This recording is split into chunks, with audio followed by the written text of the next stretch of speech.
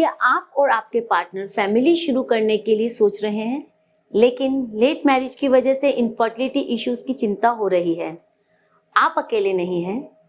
इस वीडियो में हम लेट मैरिज कपल्स के सामने आने वाले कॉमन इनफर्टिलिटी चैलेंजेस को एक्सप्लोर करेंगे और एक्सपर्ट एडवाइस शेयर करेंगे कि कैसे आप इन्हें ओवरकम कर सकते हैं।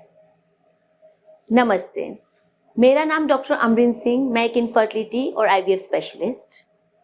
अपनी प्रैक्टिस के दौरान मैंने कई कपल्स को उनके फर्टिलिटी चैलेंजेस को पार करते हुए देखा है। आज के टाइम में इनफर्टिलिटी इश्यूज बहुत बढ़ गए हैं, जिनमें से एक कारण है लेट मैरिजेस। चलिए अब समझते हैं कि लेट मैरिजेस और इनफर्टिलिटी का क्या रिलेशन है। एज का फर्टिलिटी पर कैसे असर पड़ता है, ये समझना बहुत जरूरी है। चाहे वो मेल हो या फीमेल हो, जैसे जैसे उम्र बढ़ती है फीमेल्स में ओवेरियन रिजर्व कम होने लगता है, मतलब कि एग्स की क्वांटिटी कम होने लगती है, और मेल्स में स्पर्म क्वालिटी कम होने लगती है।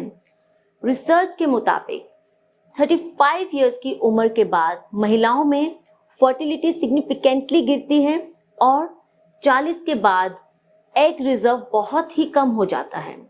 और रिसर्च में ये भी पाया गया है कि इस एज के बाद होने वाले बच्चों में क्रोमोसोमल एबनॉर्मेलिटीज जैसे कि डाउन सिंड्रोम ज्यादा पाया जाता है।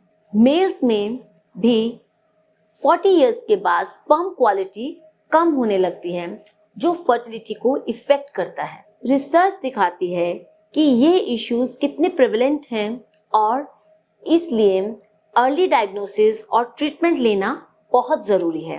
अब बात करते हैं कुछ कॉमन इनफर्टिलिटी चैलेंजेस जो कि लेट मैरिज कपल्स फेस करते हैं। कुछ कॉमन मेडिकल कंडीशंस जैसे कि पीसीओएस, एंडोमेट्रियोसिस, फाइब्रॉइड्स और पॉलिप्स, और मेल इनफर्टिलिटी फैक्टर्स।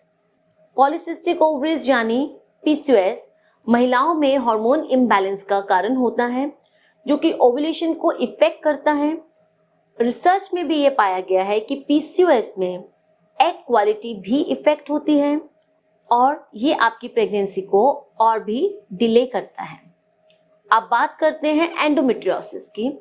एंडोमेट्रियोसिस में यूट्रस की लाइनिंग का टिश्यू यूट्रस के बाहर इम्प्लांट होता है, जो कि अगर ओवरी के ऊपर ग्रो करता है तो वो एक सिस्ट में कन्वर्ट हो जाता है। और बहुत से एंडोमेट्रियोसिस केसेस में फैलोपियन ट्यूब्स भी इफेक्ट होती हैं और प्रेगनेंसी होने में डिफिकल्टी आती है। फाइब्रॉइड्स, जो कि यूट्रस में एबनॉर्मल ग्रोथ होती है, और एज के बढ़ने के साथ फाइब्रॉइड्स का इंसिडेंस भी बढ़ जाता है। अगर फाइब्रॉइड आपके यूट्रस की कैविटी के अंदर है या इसका साइज बहुत बड़ा है तो ये आपके प्रेग्नेंट होने में प्रॉब्लम कर सकता है।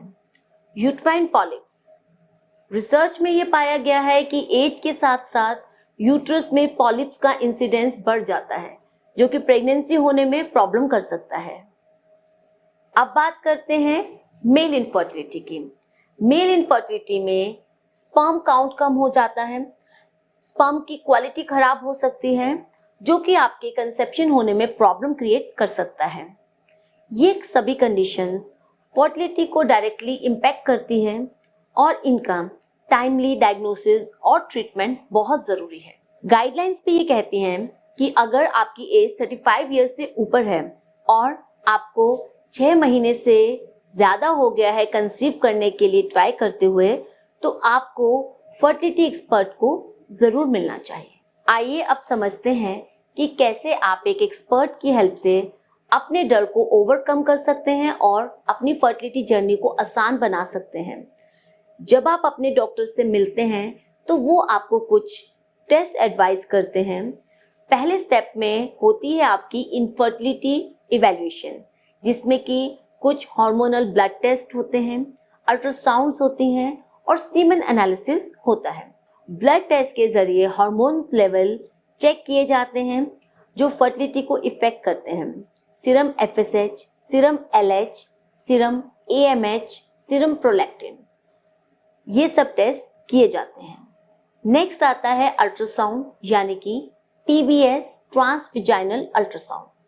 अल्ट्रासाउंड के द्वारा ओवरीज और यूट्रस का डिटेल्ड स्टडी किया जाता है, जिससे कि कोई स्ट्रक्चरल इशू है जैसे कि कोई फाइब्रॉइड, एंडोमेट्रियोसिस, ओवेरियन सिस्ट, कोई पॉलिप, उसे डिटेक्ट किया जाता है और ओवरीज के रिजर्व को चेक किया जाता है, जो कि आपकी प्रेगनेंसी के लिए बहुत ज़रूरी है।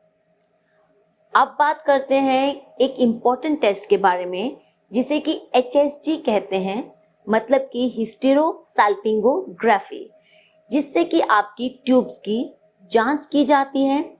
ये देखा जाता है कि आपके फैलोपियन ट्यूब्स ओपन हैं या नहीं।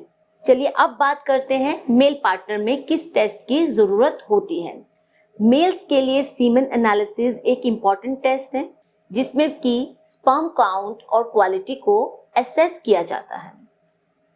अर्ली और कॉम्प्रिहेंसिव टेस्टिंग काफ़ी ज़रूरी है, क्योंकि जितना जल्दी आप प्रॉब्लम आइडेंटिफाई करेंगे उतना ही जल्दी आप ट्रीटमेंट शुरू कर सकते हैं और इससे सक्सेस रेट भी बढ़ता है। चलिए अब बात करते हैं फर्टिलिटी ट्रीटमेंट्स के ऑप्शंस की। सबसे पहले कुछ मेडिकेशंस जो कि ओव्यूलेशन को स्टिमुलेट करते हैं आपको दी जाती हैं, जिससे कि आपके प्रेगनेंसी होने के चांसेस होते हैं। फिर आता है IUI यानी कि इंट्रायूट्राइन इंसेमिनेशन, जिसमें कि स्पर्म्स को डायरेक्टली यूट्रस में इंसर्ट किया जाता है और कुछ कपल्स में ये ट्रीटमेंट भी सक्सेसफुल होती है और वो प्रेग्नेंट होते हैं। और अगर ये ट्रीटमेंट भी सक्सेसफुल नहीं होती है तो नेक्स्ट स्टेप है IVF यानी कि इन विट्रो फर्टिलाइजेशन, जो कि एक एडवांस्ड ऑप्शन है। इसमें एग्स और स्पर्म्स को लैब में फर्टिलाइज करके एम्ब्रियो बनाया जाता है, जिसे यूट्रस में ट्रांसफर किया जाता है। हर ट्रीटमेंट की सक्सेस रेट अलग होती है और आपकी स्पेसिफिक सिचुएशन पर डिपेंड करती है। नई एडवांसमेंट्स जैसे कि जेनेटिकल टेस्टिंग्स और improved lab technique fertility treatments को और भी इफेक्टिव बना रही हैं। आपके टेस्ट और आपकी रिपोर्ट्स के ऊपर ये डिपेंड करता है कि कोई आपको ट्रीटमेंट की ज़रूरत है या नहीं है, या आप नेचुरल ही प्रेग्नेंट हो सकते हैं। अब बात करते हैं कि आप अपनी जर्नी को आसान बनाने के लिए और क्या कर सकते हैं। तो फर्टिलिटी जर्नी के दौरान हेल्दी लाइफस्टाइल मेंटेन करना बहुत ज़रूरी है। अच्छी डाइट लेना, रेगुलर एक्सरसाइज और स्ट्रेस रिडक्शन टेक्निक्स आपको फिजिकली और मेंटली स्ट्रांग बनाती है। हेल्दी डाइट में fresh fruits, vegetables, whole grains और लीन प्रोटीन्स को आप शामिल कर सकते हैं। रेगुलर एक्सरसाइज जैसे कि योगा और वॉकिंग आपकी ओवरऑल हेल्थ को इम्प्रूव करता है और स्ट्रेस को भी कम करता है। साइकोलॉजिकल सपोर्ट भी इक्वली ही इम्पॉर्टेंट है। काउंसलिंग सेशंस और सपोर्ट ग्रुप्स ज्वाइन करके आप अपनी फीलिंग्स को शेयर कर सकते हैं और दूसरे कपल्स से सपोर्ट ले सकते हैं जो सिमिलर जर्नी से गुजर रहे हैं। पॉजिटिव रहना और अपनी फैमिली से सपोर्ट लेना बहुत ज़रूरी है। आपके फ्रेंड्स और आपकी फैमिली आपको इमोशनल सपोर्ट दे सकते हैं, जो इस जर्नी को आसान बना सकता है। हमेशा याद रखें, पॉजिटिविटी और सपोर्ट से आप इस चैलेंज को पार कर सकते हैं। अगर आप और आपके पार्टनर इनफर्टिलिटी चैलेंजेस का सामना कर रहे हैं तो किसी भी फर्टिलिटी स्पेशलिस्ट से मिलकर अपने ऑप्शंस को एक्सप्लोर करिए। इस वीडियो को लाइक करना ना भूलें, हमारे चैनल को सब्सक्राइब करें और बेल आइकन को दबाकर हमारे लेटेस्ट कंटेंट को देखते रहें, जिसमें फर्टिलिटी और रिप्रोडक्टिव हेल्थ से रिलेटेड इंफॉर्मेशन दी जाती है। अगर आपके पास कोई सवाल है या फिर कंसल्टेशन के लिए अपॉइंटमेंट लेना चाहते हैं तो आप नीचे कमेंट करिए। हम आपके सवालों के जवाब जल्द से जल्द देने की कोशिश करेंगे। Thank you.